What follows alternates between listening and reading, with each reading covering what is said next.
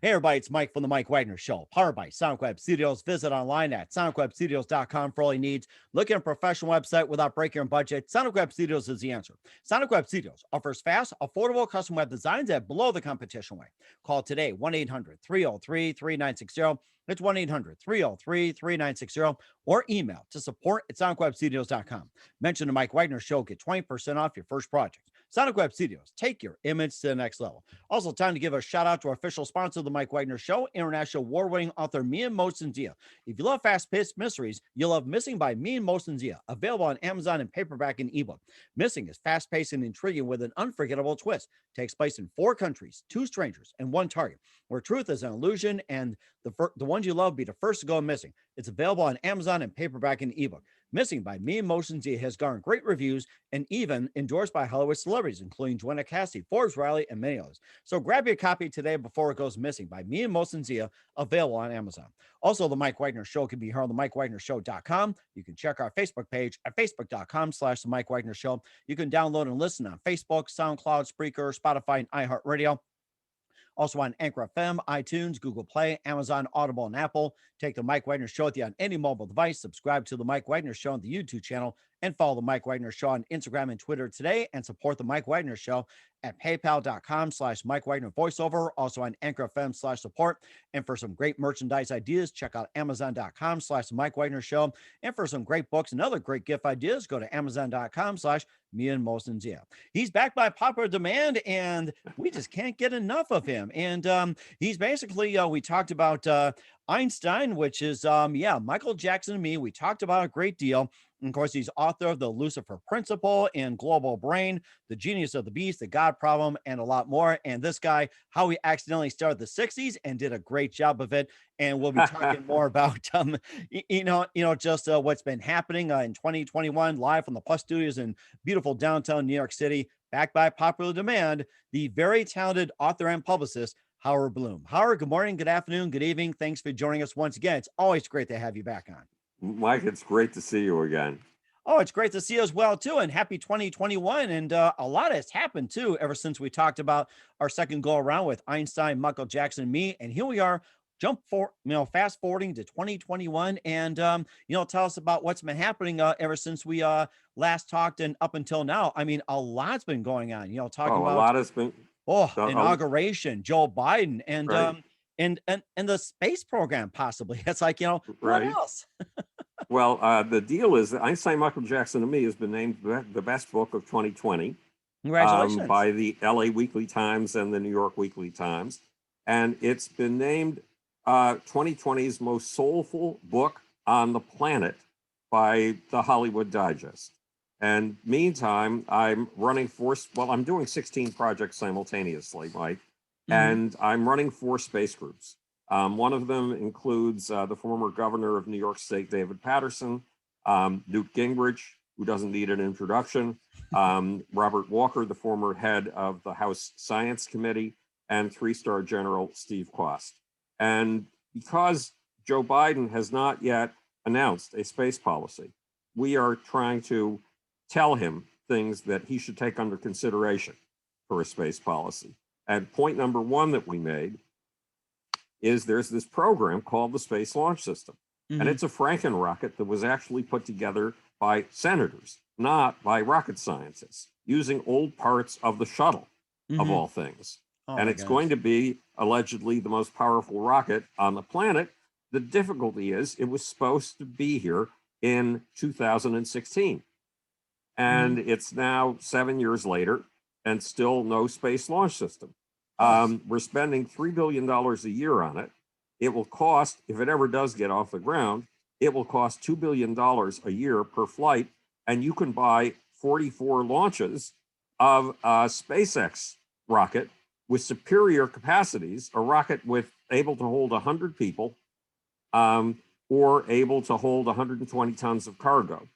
You can get 44 of those launches for the price of one launch of this mythical, not yet flying space launch system. But the government, the Congress, and particularly Senator Richard Kirby, who's the head of the Senate Appropriations Committee, has insisted on this rocket because it brings jobs and money to Alabama. Huh. his home state. Hmm. So we have advised Joe Biden to kill the space launch system, the Franken rocket, entirely, save $3 billion a year, and buy services from Elon Musk. And if Jeff Bezos, when he quit his job as the head of Amazon and moved up to chairman this week, Jeff Bezos said one of the reasons he was doing it was to put more time into his space company, Blue Origin, which is now years behind Elon Musk's SpaceX. And it seems that Bezos would like his company to catch up.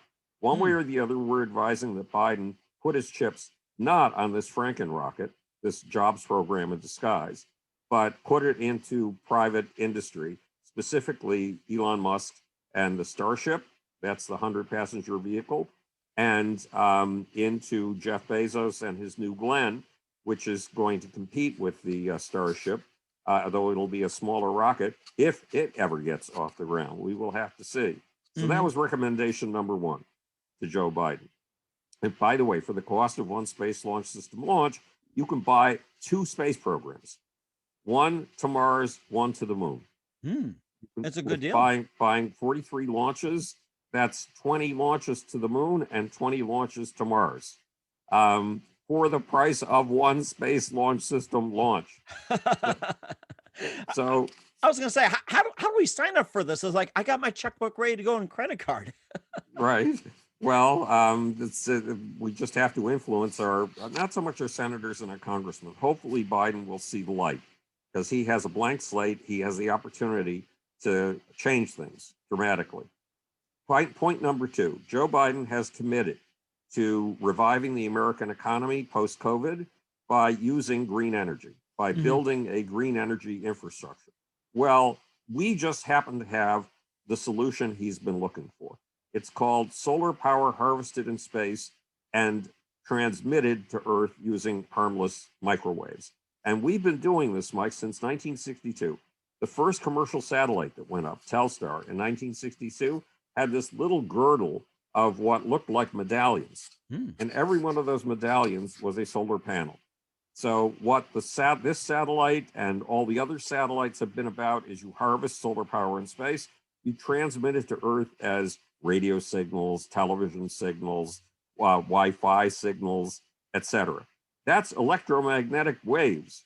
In other words, it's basically the same stuff as electricity or a power that you're transmitting. And that could be converted, and it is converted by your amplifier. It's converted to the movement of electrons, in other words, electricity. So if we harvested solar power in space and sent it down to Earth, we could eliminate all man-made contributions to global warming completely. We could eliminate all man-made production of greenhouse gases. We could eliminate all use of fossil fuels for energy production. And I put together a partnership about 6 or 7 years ago on space solar power between the 11th president of India and Buzz Aldrin. And the 11th president of India and I worked on that for the next 4 years. And the 11th president of India, who knows what's real about poverty and what's not, said with space solar power, we could lift 2 billion people out of poverty. So space solar power is the Green New Deal that Joe Biden is looking for. So in our new press release, which is coming out yesterday and today, we have advised that Biden put his eyes on space solar power. And space solar power has been investigated by NASA. It's been investigated by the Department of Defense. I was schooled on it by the head of computational intelligence at the National Science Foundation. It's had hot support in a lot of high places, but that support has to unroll now. The Chinese know that he who owns space solar power in 2035 will own the planet. And the Chinese plan to own space solar power by 2035, and they've already built their first factory exclusively for space solar power components.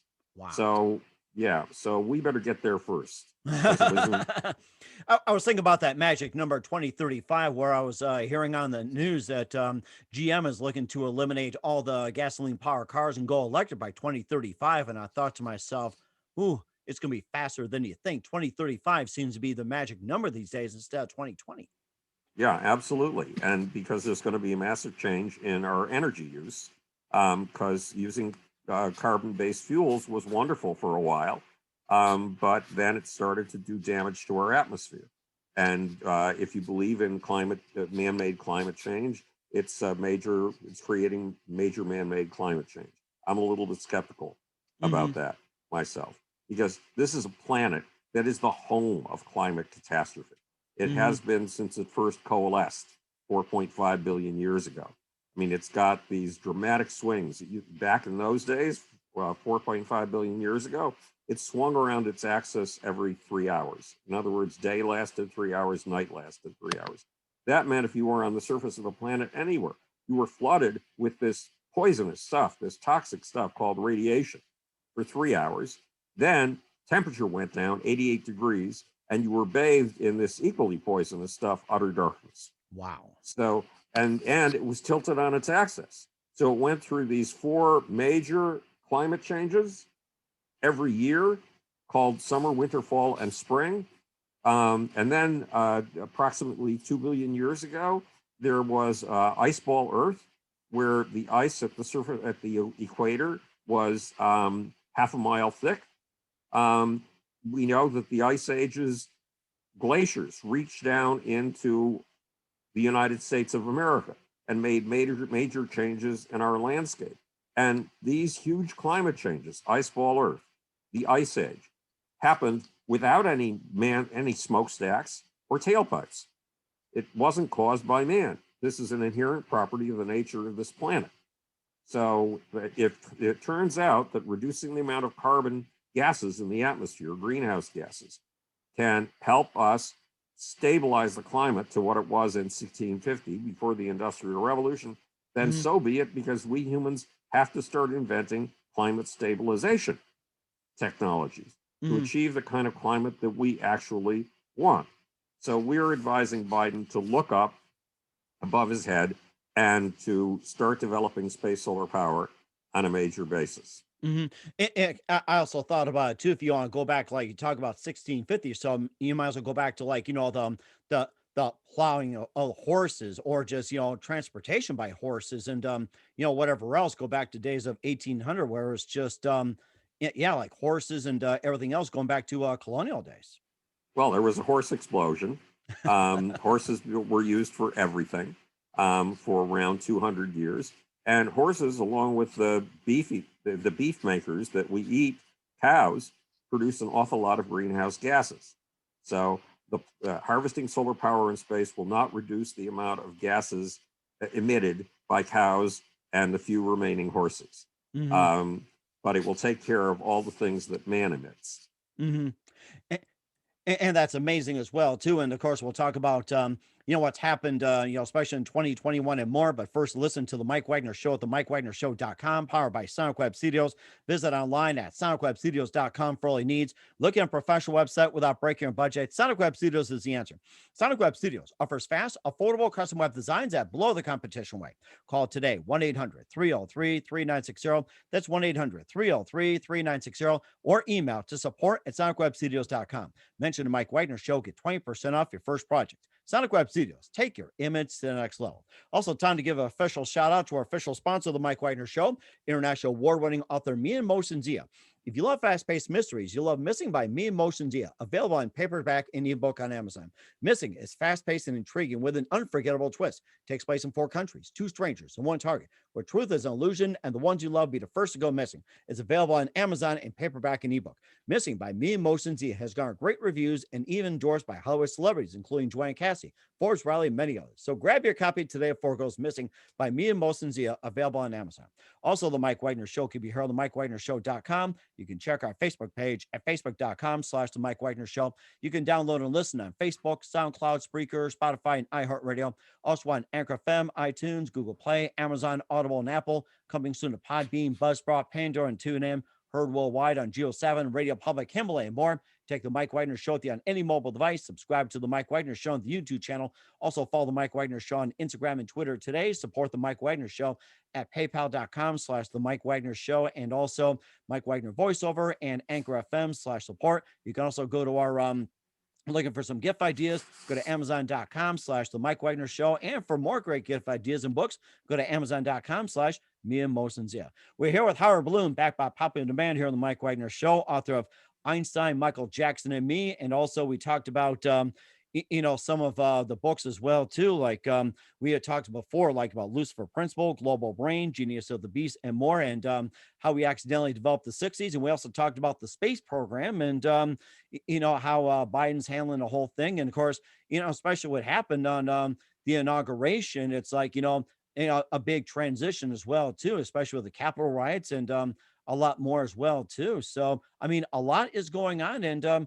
could a civil war still be in the works? Yes, because there are a lot of people who want it. There's actually been talk about cessation going on.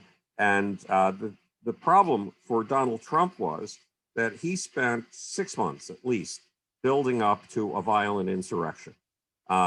He told his followers that he was going to win the election in a landslide, and if he lost, the only way he could lose would be through fraud. Then he also set them up, and this is long before the election, he also set them up to believe that mail-in ballots are illegitimate. Why? Because he thought that Democrats use more mail-in ballots than Republicans, which in some states isn't true. Republicans sometimes outuse Democrats in mail-in ballots. Mm-hmm. And he planted the idea that he who has won by 10 o'clock at night on election day is the winner of an election. Everything else is illegitimate. In other words, he stacked the deck so that he would be the winner no matter what. But just in case, he let his people know that the election, if it went to Joe Biden, it would mean one thing and one thing only: that the election had been stolen from him. And he stoked, there are 165 militia groups in the United States, and they have wanted civil war since the early 1980s, for 40 years. And specifically, they want a civil war that will allow them to cleanse North America of Jews and blacks. So I'm Jewish, so I'm one of those who would have to go. So these people have looked forward to a civil war. Remember when Dylan Roof walked into a church and shot 9 people? Mm-hmm. I remember that. Yes, he was trying to incite the civil war that is the great dream of the militia movement. So there are people in the United States who believe that if the revolution involved the killing of 40,000 people, which it did, the American Revolution, it's time to bring back that specific aspect of the spirit of the revolution, being willing to kill 40,000 people or a lot more. And remember, these guys in the militia groups have been training with Navy SEAL level training, Special Forces level training for 40 years. They're looking forward to a war. They're looking forward to killing. And a whole mess of people. There was a bunch of guys that you see in the videos who are leading the charge through the windows of the Capitol building. And they have tactical gear on. They have bulletproof vests and bulletproof pants, God knows what all else. And they're all carrying knapsacks because they're all just loaded with equipment. And one of them is carrying, at least one of them is carrying a baseball bat. Some of them are carrying flagpoles with which they try to spear policemen. And you see these guys scaling the walls outside of the Capitol building, scaling the walls. Now, Mike, are you and I, if you and I arrive at a wall, do we scale it? We don't have the abilities to scale it. I can't even grip myself. It's like I have a hard time trying to climb trees. I tried to do that. I fell. I got up on a branch. I almost broke my neck, and maybe even like a foot. It's like boom, down it goes. It's like I can't even scale a wall worth crap, to be honest. No, and me neither. Oh my gosh. And these guys are scaling the walls as if it's the easiest thing in the world. Why? Because they have this SEAL level tactical training, and it's a training to kill. Mm-hmm. So when I was on the radio the night of January 6th. I do 545 radio stations on coast to coast once a week with 3.5 minutes of news commentary. Tonight I'm doing the impeachment. And I went on, and the guy just before me was Jerome Corsi. Jerome Corsi is famous in certain circles. He's the guy who came up with the idea that Barack Obama was not born in the United States, which became a prime message for guess who? Donald Trump. So Jerome Corsi is very well known, and Jerome Corsi had been at the riots. He had just come from the riots, and he said the riots were led by these 10 guys in all of this tactical gear, and they obviously weren't Trump fans. They were obviously Black Lives Matter and Antifa plants. Well, guess what? When you see the faces of these people in the video footage that, for example, was shown today in the Senate, these guys look like militia guys. They do not look like Antifa. Antifa members would have to spend a year growing beards to look like these guys. Like Duck Dynasty. Right. Nonetheless, the FBI has used facial recognition, and it's put out the word to everybody to identify anybody that you can in all of the videos of the Capitol insurrection. And they've arrested approximately 150 people so far. And none of those people have been Antifa or Black Lives Matter. They're either militia people or they are highly educated. They're people with college degrees. They have good incomes. They have not lost their jobs. They are self-employed or they are business owners. A whole new class of revolutionaries, very reminiscent of the revolutionaries of 1776, have gotten involved in violent action and have apparently had the military training that it takes to scale walls and to kill people. So this is a dangerous bunch, and they're looking at March 6th. Now, their reasoning is this. Donald Trump was supposed to arrive with the great answer that would prevent Joe Biden from ever taking the White House and would put him back in office again for 4 years on January 20th. And that didn't happen. But until God knows what date, American presidents were inaugurated on March 6th. And that was to give them time to move all their stuff down to Washington, D.C. in the time when you moved by horse. You did not move by automobile or train, much less jet. So the contention is within these militia groups within QAnon that the only legitimate date to inaugurate a president is March 6th. And Donald Trump will arrive in a shroud of glory on March 6th, and he will retake the White House. The big question is, do these people plan another violent incident like the insurrection to make that happen? And that is hard to say. Right now, Donald Trump has been basically laying low. He hasn't been providing the catalytic center that allows these 165 militia groups to cohere and all of these basically self-employed business people to cohere around something. He hasn't started calling on some sort of uprising on March 6th. So we'll see what happens. But yes, there is a bloodlust in America among a very small percentage of the population for a second civil war.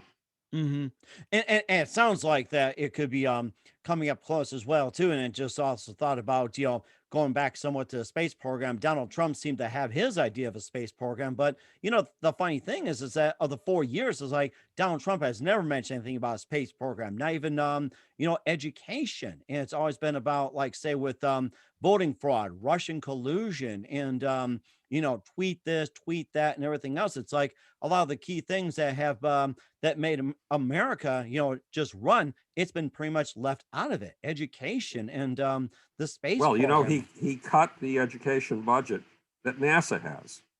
That was one of the first things that he did. But he supported a moon program, a moon program called Artemis, which is supposed to get the first man and woman on the moon since 50 years ago. Now, the difficulty with that is, remember the Space Launch System, the Franken rocket that cost $2 billion per flight? That's the rocket this was supposed to happen on. Well, the Franken rocket may never materialize. SpaceX, Starship prototypes, SpaceX has flown two of them. Now, it's peculiar. They've flown perfectly. They've gone through what's called a belly flop maneuver perfectly. It's a difficult maneuver. And and they've exploded on landing, both of them.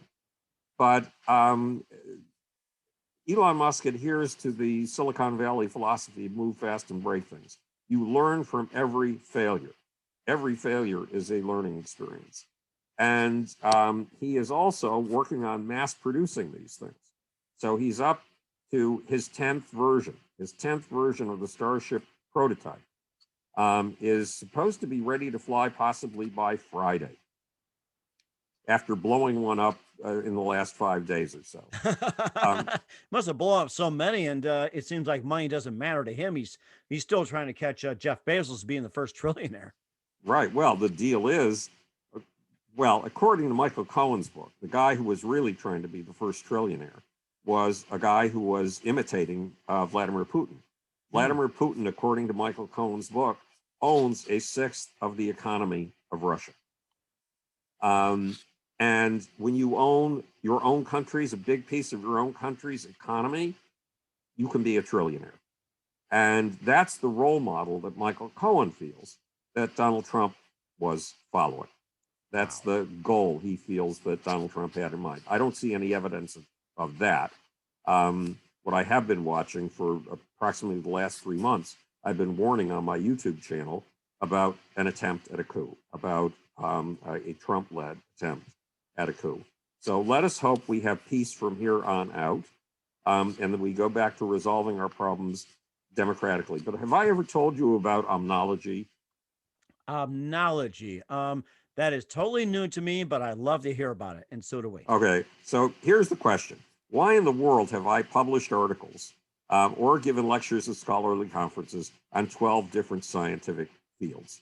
Everything from theoretical physics, cosmology, quantum physics, to evolutionary biology, bioscience, and a whole bunch of others, aerospace, for a simple reason. I created this field called omnology. And the idea, well, I'll tell you a little story. So when I was 16 years old, I was working at the world's largest cancer research center. And they put a legitimate scientist over my head to mentor me, but most of all, to make sure I didn't break too many pieces of multi-million-dollar equipment, because I'm clumsy. So he took me into his office, and he had this 6-foot-long desk. And over on the left-hand side were 3 piles of books, and over on the right-hand side were another 3 piles of books. And all of these books are in German, Mike. Oh my gosh. German. And he pointed to the pile on his right. And he said, those are the books. I'm synthesizing the following molecule. And then he gave me a 16-syllable molecule's name. Wow. And in order to synthesize that one molecule, I've had to read all of the books over here on my right. In order to finally synthesize it, I will have to read all of the books over here on my left. He was referring to approximately 34 books, all in German. And I realized that is not, I had been in science since I was 10 years old at that point. I got into theoretical physics and microbiology at the age of 10. And I realized this is not the kind of scientist I want to be. This guy over my head, Phil Fish, a wonderful human, is like a gopher digging a hole so deep all he can see is the darkness around him in the tunnel he's created. Oh my God. I want to fly over the landscape like an eagle and see all those gopher holes as if they were pixels in a big picture. I want to see the big landscape. So the field of omnology is for the omnivorously curious. For people who are interested in many, many, many areas. In order to get the big picture, I have to be in those 12 different scientific fields where I published and where I've lectured. Because I'm trying to give you the big picture. If I can understand it and put it all together, I want you to have it. And I want your kids to have it and your grandkids to have it. So omnology is for people, it's for your sophomore year of college. So you sit down with your dad. You're interested in art history, you're interested in neuroscience, and you're interested in film. And your dad says, look, make up your mind, Mike. Which are you going to be? An art historian, a neuroscientist, or a filmmaker? Until you make up your mind, you're nothing. And Oh, omnology is there so you can say, Dad, you got it all wrong. I'm interested in these three different things. I intend to pursue those interests for as long as they excite me. And when new interests come along, I will pursue them too. And the result will be that when my friends are going through midlife crisis at the age of 40 and wondering why they are on this planet, and if they're females, they're planning elaborate divorces so they can finally get free of the husbands they've had for 20 years and discover themselves. And the men are buying little red sports cars to pick up blondes and cheat on their wives because they have no idea of why they are on this planet. I will just be coming in from the desert, my multiple curiosities, with my first answers. And while my friends feel they're at the end of their lives, I will know I'm at the beginning of mine. So that's what omnology is for. So why am I involved? Why do I run 4 different space groups? Why am I involved with evolutionary biology at the same time? Why am I commenting on politics on 545 radio stations at the same time? Because my task is to see the big picture and how all these things fit together. So every field that I can understand, I have a meager little brain. It's stumped by a lot of things. But every science and every field, every bit of history that I can understand, it's my job to try to comprehend it so I can give you a simple way to understand it all. Mm-hmm. And that's very important as well, too. And we'll be back with Howard Bloom, talk about a few books as well, too. You listen to the Mike Wagner Show at the MikeWagnerShow.com, powered by Sonic Web Studios. Visit online at SonicWebStudios.com for all your needs. And also brought to you by our official sponsor, the Mike Wagner Show, international award-winning author Mia Motion Zia of the book Missing, available on Amazon in paperback and ebook. We'll be back with author Howard Bloom after this time out.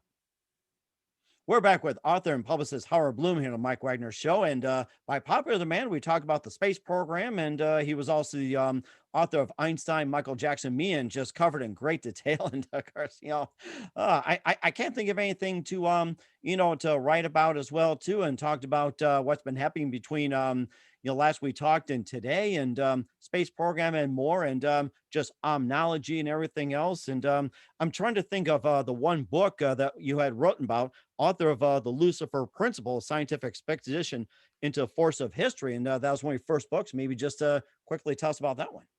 Well, it is my first book. And I was sitting, well, okay, what I haven't told you is that in addition to my science background, which is the backbone of who I am, I spent 20 years doing field work in popular culture. And in the course of those 20 years, I founded the biggest PR firm in the music industry. And I helped either build or sustain the careers of Michael Jackson, Prince, Bob Marley, Bette Midler, AC/DC, Aerosmith, Kiss, Queen, Run DMC, Billy Joel, Billy Idol, Paul Simon, Peter Gabriel, David Byrne, Chaka Khan, Joan Jett, ZZ Top, a whole lot of others. And I learned from it. I learned tremendous amounts from it. So one day I was sitting in my office, a 2-story office with a circular staircase on 55th Street near Lexington Avenue in Manhattan. And Peter Gabriel came in. And Peter said, there's this thing you should really check out. It's called the Gaia Hypothesis. Have you heard of that, Mike? No, but I'm interested to hear more about the Gaia Hypothesis. Well, the Gaia Hypothesis is that the Earth basically regulates itself to make life possible. That the Earth, if left to its own devices, if there were no living systems on Earth, no plants, no animals, no amoeba, no fungi, then the temperature differences would be enormous on the normal Earth. But the Earth compensates for ups and downs in temperature.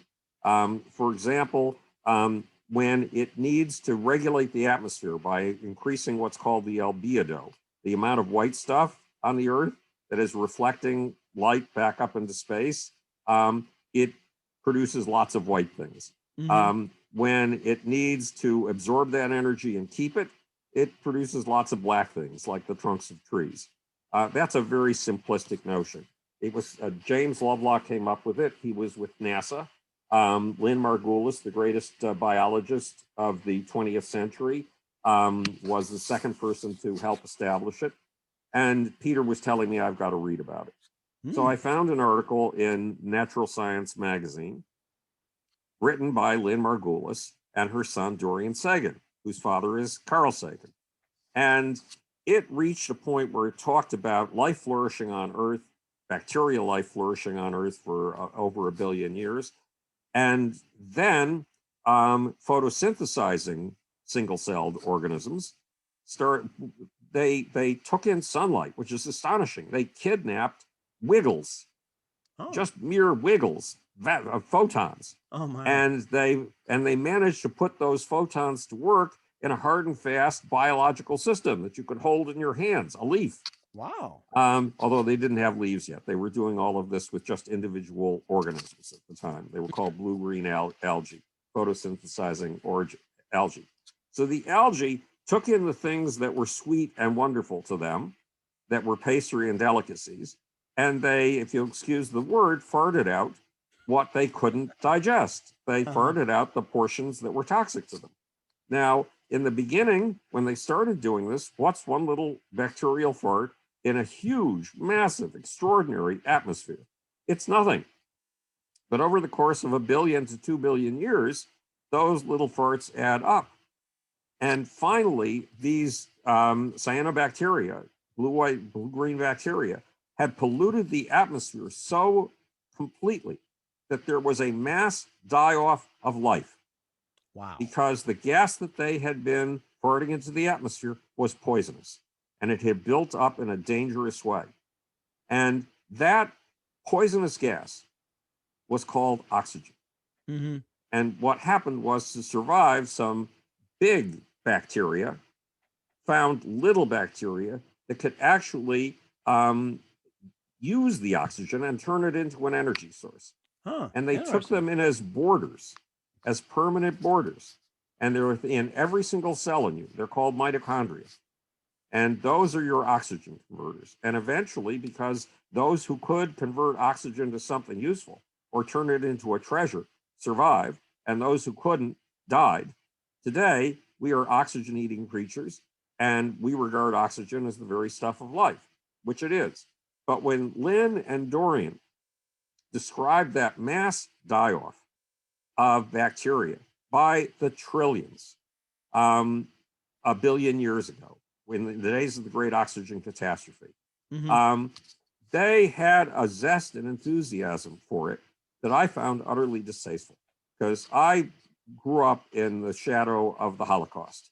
And I grew up with the basic idea that if you see somebody being killed, you don't just passively walk by, you try to stop it, or you are an accomplice in the deed.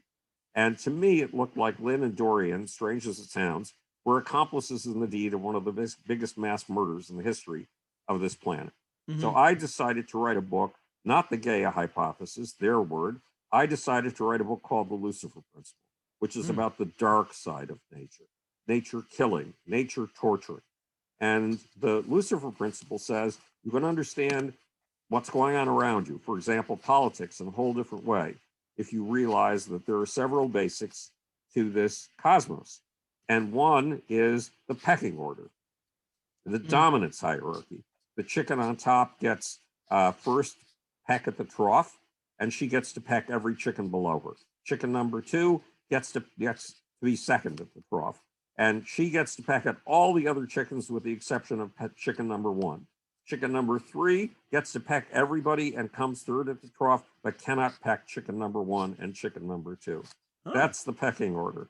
And we humans have them, mice have them, puppy dogs have them, lizards have them, lobsters have them. Just about every animal that we know has these dominance hierarchies. And not only are there dominance hierarchies between individuals within a group, there are dominance hierarchies between groups. That's why we refer to America as being number 1 and are concerned that China is trying to be number 1 and leave its position as number 2. China has already gone past Japan, which used to be number 2. Wow. Those are pecking order competitions between groups, not within groups. And if you understand how pecking order competitions between groups work, you can understand politics, like the current trials going on for the impeachment of Donald Trump. You can understand them in a whole new way.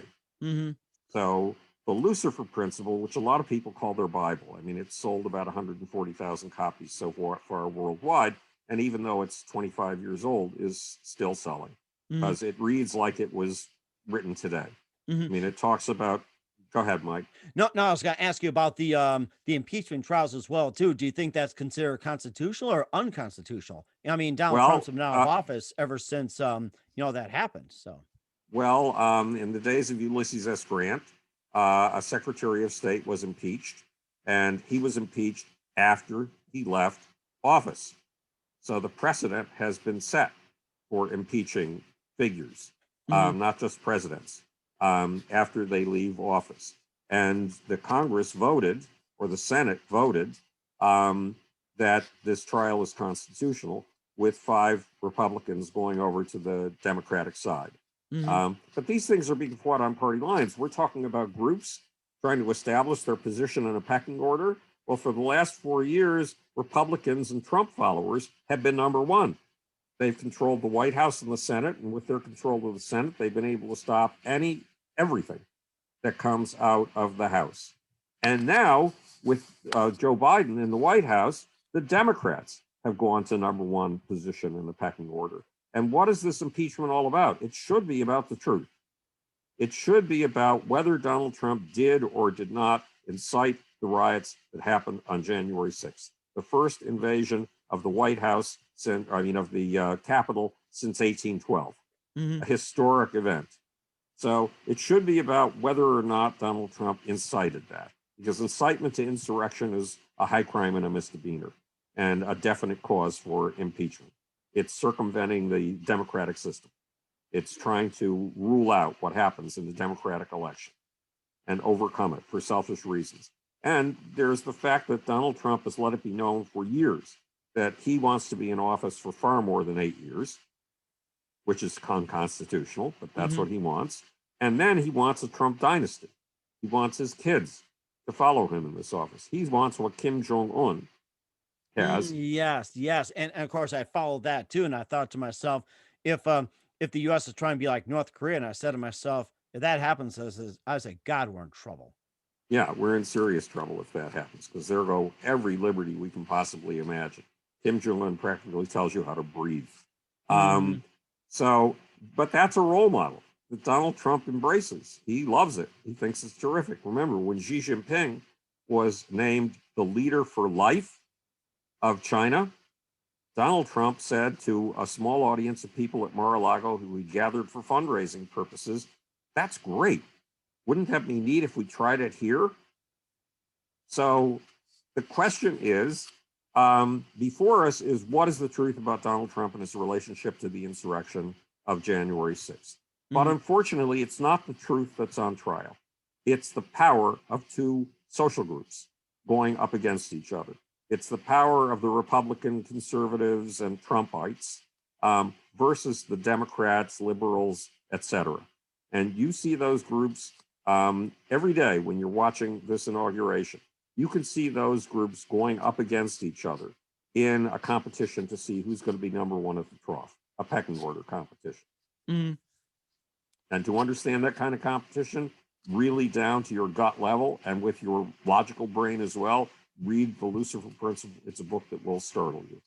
And certainly will as well, too. And you also have your other books, Global Brain, The Evolution of Mass Mind from the Big Bang to 21st Century, The Genius of the Beast, God Problem, How I Accidentally Started the 60s. And where can we find all those books? We'd love to have you back and talk more about the books, and also talk about, what else is happening in 2021 and other ventures as well.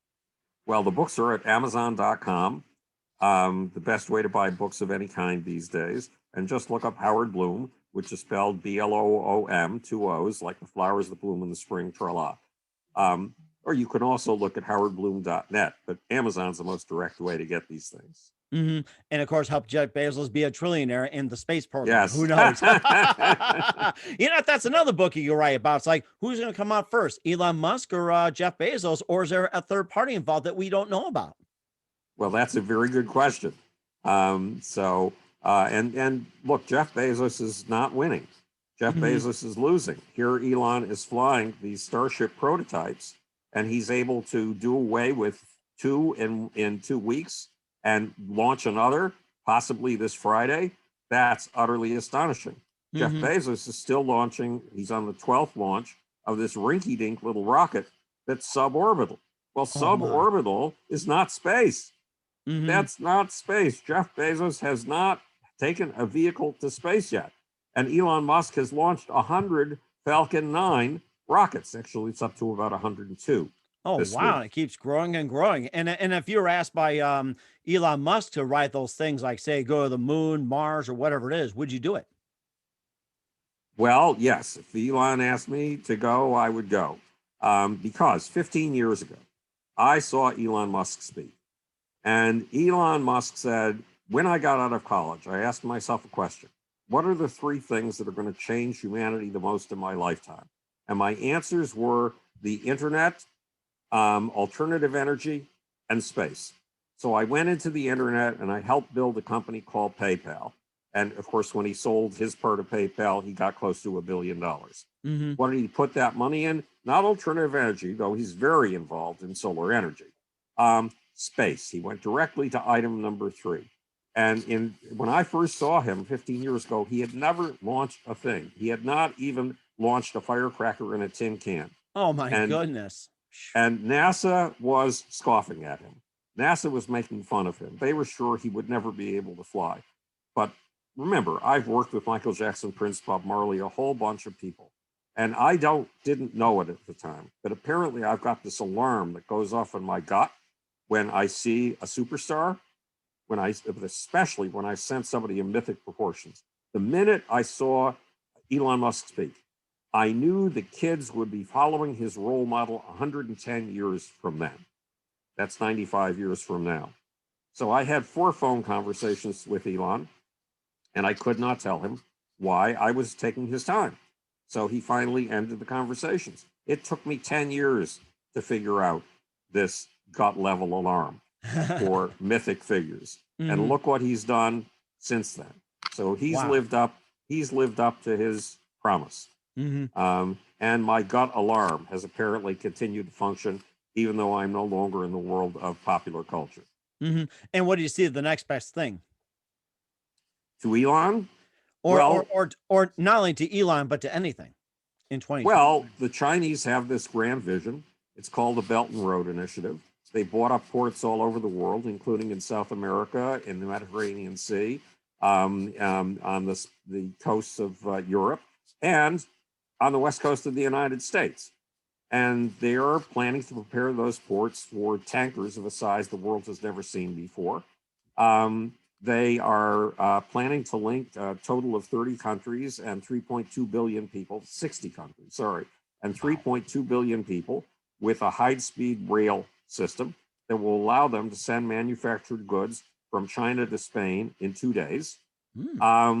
And this is a grand vision, and it makes total sense. It's something that can uplift the world. Well, for the last 4 years in the White House, in my opinion, Mike, there's been nobody who has a big vision for the future of America like this. But there has been a future for the vision of America.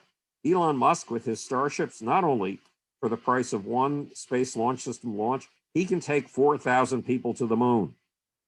4,000 people for the price of getting 3 people up or 2 people up on the rinky-dink Franken rocket, the rinky-dink highly expensive Franken rocket. Or But in anything. addition, Go ahead. I'm sorry.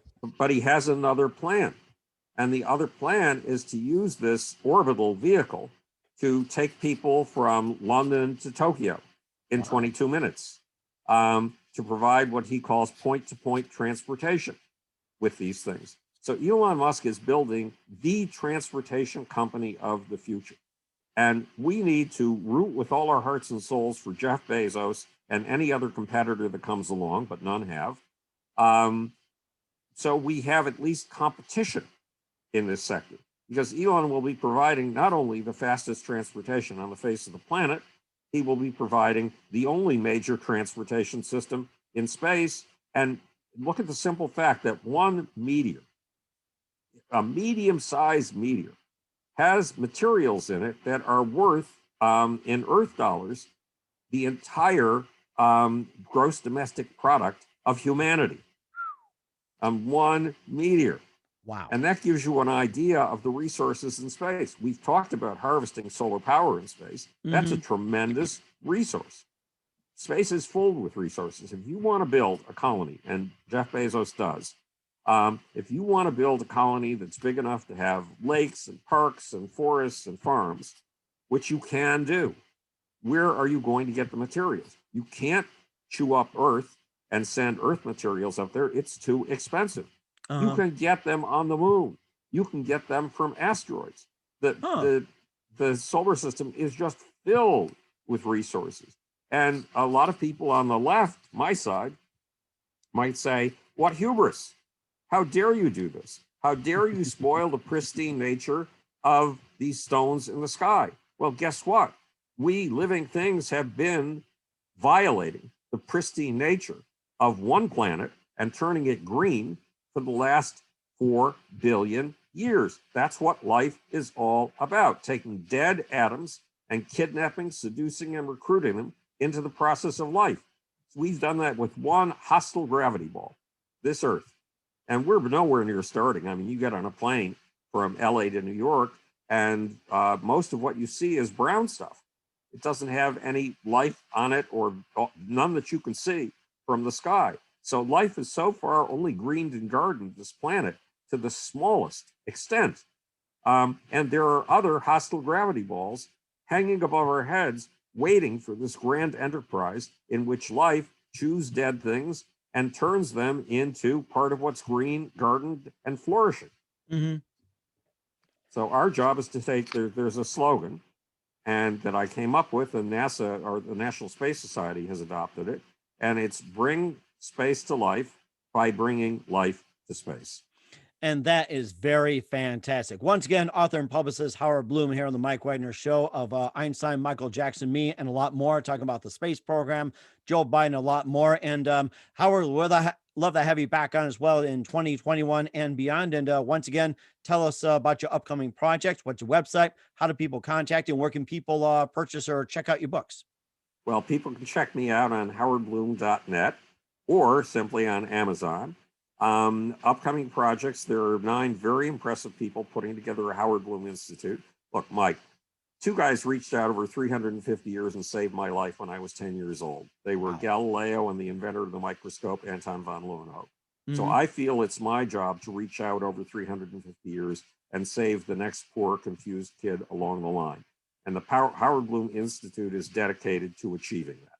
So that's what's coming up. They haven't got a website yet. They're working on it, and they probably will have it in 3 or 4 weeks, but keep your eyes open for a Howard Bloom Institute. And when I can finally get the time, I have to finish editing a book of bloomology by a French scholar. Oh, wow. And when I finish that, then I'll be able to start my next book. I've got 45,000 words of it actually already. Wow. Which is called The Case of the Sexual Cosmos. Everything you know about nature is wrong. That is amazing. We'll definitely have you back on, talk more about that. Again, Howard, a very big thank you for your time. You're always amazing. Looking forward to having you again very, very soon, and always keep us up to date, and love you back on in 2021 and beyond. And don't forget to keep in touch. I mean, you're always fascinating, and it's always great to hear from you.